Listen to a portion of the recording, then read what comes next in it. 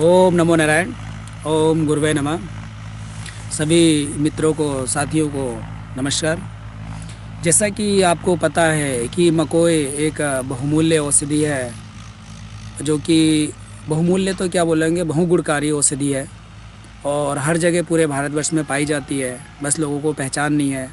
और ये कहीं पे भी हमारे घास फूस के बीच में, सब्जियों के बीच में, फसलों के बीच में उग जाती है।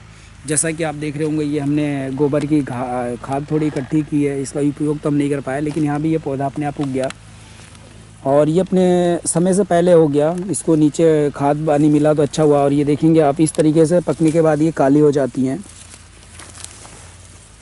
इसीलिए मैं कहता हूँ हरी मकोई के फल नहीं खाने चाहिए। देखिए तोड़ते तोड़ते ही गिर गया। तो हम इन पेड़ पौधों को काटते नहीं हैं। इसका पंचांग हमने रखा है, जिसमें से हरे दाने निकाल देते हैं और ये काले दाने तो हमने उपयोग नहीं किया, लेकिन इसको हम अपने खाने में उपयोग में लाते हैं। और ये ज़्यादा मात्रा में नहीं खानी चाहिए। मिल गया तो बहुत ज़्यादा मात्रा में मकोई हुआ, रसभरी हुआ, ये हरा वाला पार्ट निकाल दीजिए। इसके बाद ये जो बचता है, देखेंगे इस तरीके से इसके अंदर बीज भरे होते हैं और एक बीज में कम से कम ये देखेंगे तो 60-70 बीज होते हैं। यानी एक बीज से चाहे तो आराम से 50 पौधे उग सकते हैं।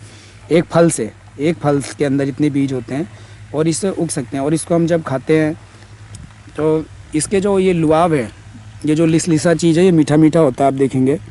और इस मीठेपन से ही बहुत फ़ायदा होता है।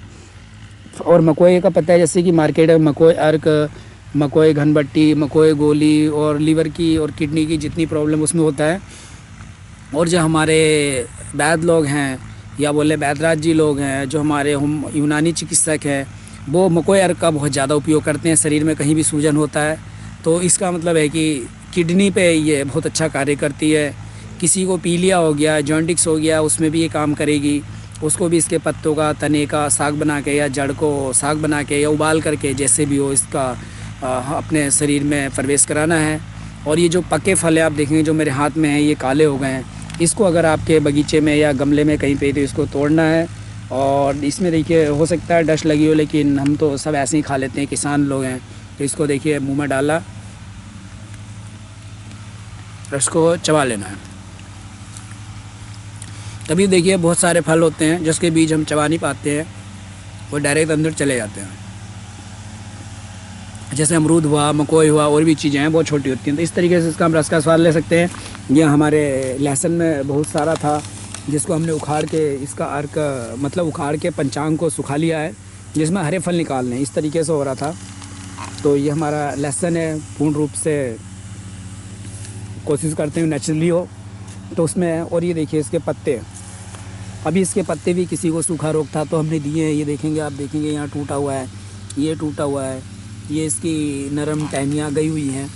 तो इस तरीके से आप देखिए इसका उपयोग नरम पत्तों का भाजी के रूप में भी कर सकते हैं, यानी साग बना सकते हैं।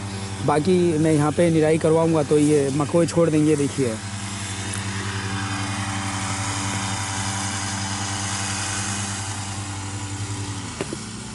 इसके पुष्प आप देखेंगे कितने सुंदर लगते हैं। ये इस तरीके से पुष्प होते हैं और गमले में भी लगाएंगे तो बहुत ही अच्छे दिखते हैं। ये देखिए, ये मकोई के पुष्प हैं।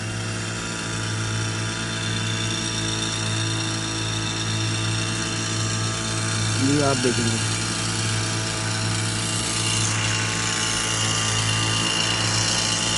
तो इस तरीके से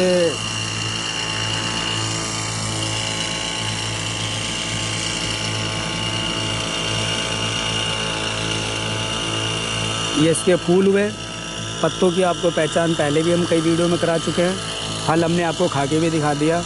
और थोड़ा यार डिस्टर्ब हो रहा था तो ये देखेंगे कि ये पौध जो अननेचुरली खेती होती है धान की, तो इसमें ये देखिए सल्फ़र वगैरह का स्प्रे मार रहे हैं, जिससे कि पौधों को ठंड ना लगे और पौधे बेमौसम में भी तैयार हो जाएं। इसीलिए बेमौसमी सब्जी और बेमौसमी फसलों को नहीं खाना चाहिए। ये आजकल जो गर्मी वाला धान लगता है, अभी ये 15 दिन बाद खेतों में लग जाएगा, तो आप देख रहे होंगे धान की पौध तैयार हो रही है। तो इसी में यहाँ पे ये इसमें वो सल्फ़र वगैरह का इस्तेमाल कर रहे हैं, जो कि ठंड और जो कोहरा है उसको दूर करता है, जो कि गलत है। सल्फ़र की वैसे ज़रूरत होती नहीं है, लेकिन किसान लोग क्या करें, इनका ज़मीनों का ठेका ही बहुत महंगा है। तो वो कुछ ना कुछ करके करते हैं। इसी कोशिश में मैं लगा रहता हूँ कि मेरे पे कभी पैसा होगा तो अपना 1-2 एकड़ ज़मीन ख़रीद करके अलग से करेंगे। और बाकी इसने टुकड़े का भी मुझे जो ये आपने देखा होगा वहाँ से लेकर के ये 1 कनाल या 1.5 कनाल जगह होगी यहाँ तक, इसका भी 7-8 हज़ार रुपये साल का पे करना पड़ता है। तो इस तरीके से बहुत ही आजकल वो होगी खेती, तो लोग अधिक से अधिक फसल निकालना चाहते हैं। जबकि मैं इसी वजह से आएगी कहीं मेरे ये साग सब्जियों में या जड़ी बूटियों में स्प्रे ना कर दें। मैंने इन्हें मना कर रखा है कि बिल्कुल नहीं करना है, क्योंकि देखिए हमने बहुत कुछ प्राकृतिक रूप से उगाने की कोशिश कर रहे हैं। बाकी आगे भगवान की कृपा और प्रकृति के आशीर्वाद से आगे सफलता मिलेगी और एक दिन ऐसा होगा मेरा सपना ज़रूर पूरा होगा।